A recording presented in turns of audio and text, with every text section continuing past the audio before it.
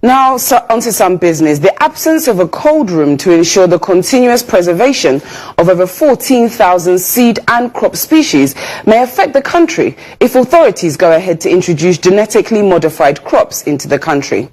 Officials at the Council for Scientific and Industrial Research's Plant Genetic Resources Research Institute are therefore appealing to the government to provide funding to set up cold rooms for the preserved species. The National Gene Bank, since its creation in 1964, has been able to gather and preserve over 14,000 indigenous and foreign plant species. The species include legumes, cereals, vegetables, roots and tubers, as well as tree crops, spices, and medicinal plants.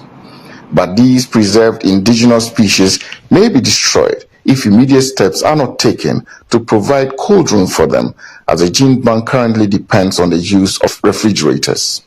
The country will also have to allocate resources to ensure the expansion of the Gene Bank to conserve the country's indigenous genetic resources before the introduction of genetically modified crops. We use the freezers to store seeds, yes, and we should have had a cold room, yes, but because we don't have, they are basically using domestic freezers, which we conserve the seeds at minus 20 degrees.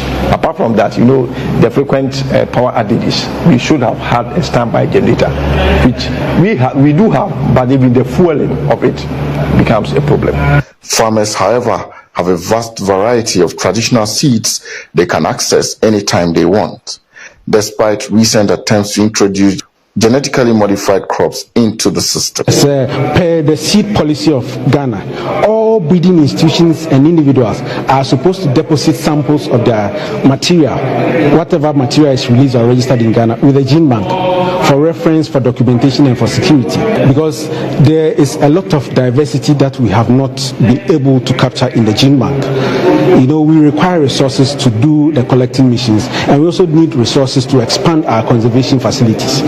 It's only when we do that that we'll be able to secure at least the majority of the diversity within Ghana. But until we do that, there is the possibility that if GM is adopted and things don't go well, there might be gene flow.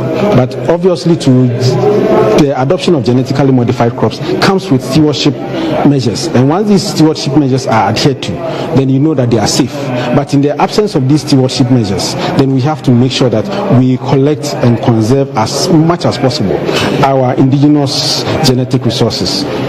In response to the crisis of biodiversity loss, climate change, environmental degradation, and shifts in food consumption habits, the Council for Scientific and Industrial Research is implementing a 5-year Seed for Resilience project in northern Ghana, led by the Crop Trust and funded by the German Development Bank.